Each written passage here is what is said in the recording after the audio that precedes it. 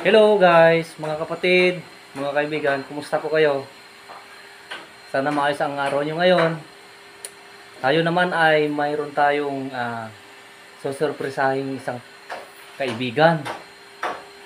Bagamat ito ay hindi na bago, pero gawin pa rin natin para makatulong tayo sa kapwa.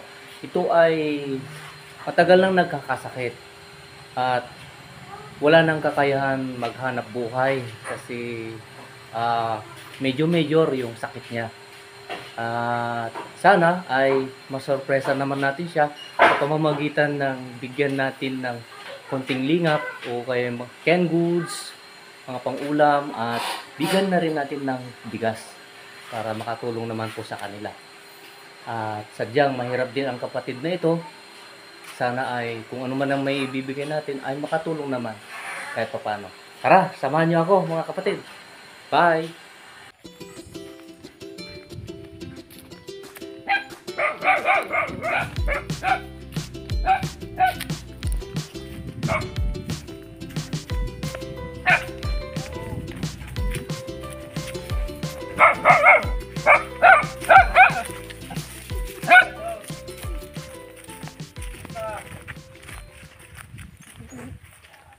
Sana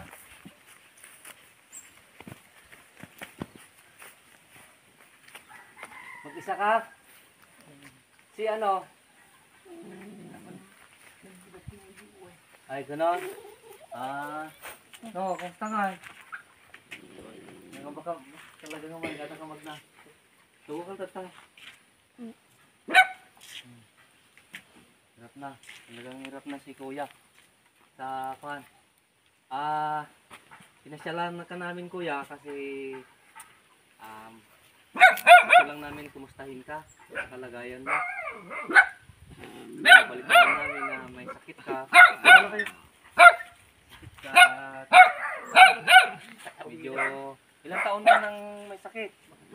Ilang taon na? Oo, kasi balikan namin na Ako pa rin ako kami nakilamay. uh, Ako nagamit ko ikaw doon. wala na. Oo, kasi nabalitaan namin na matagal ka sa ospital. At malaki daw yung ginastos mo rin. Buti dito at malamig. Ano?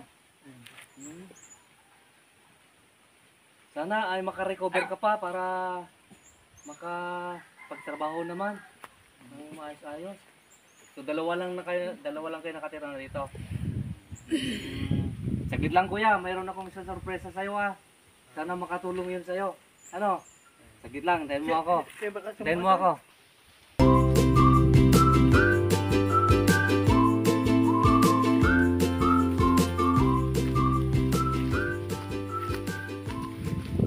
Ito kuya, yung aking sorpresa sa iyo.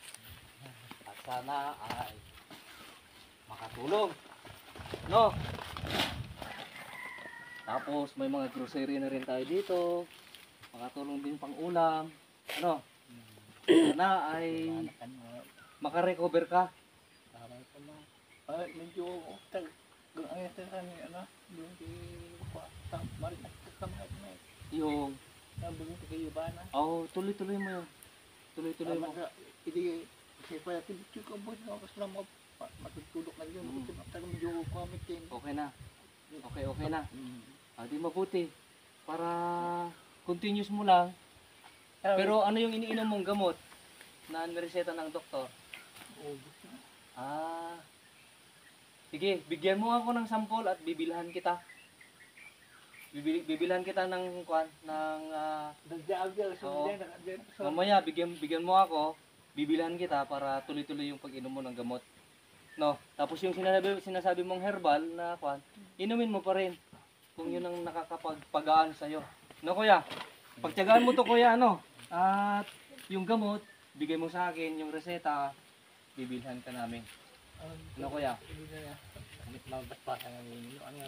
Sige, basta bigyan mo lang sa akin yung Sila dito basta sila po na pang-high blood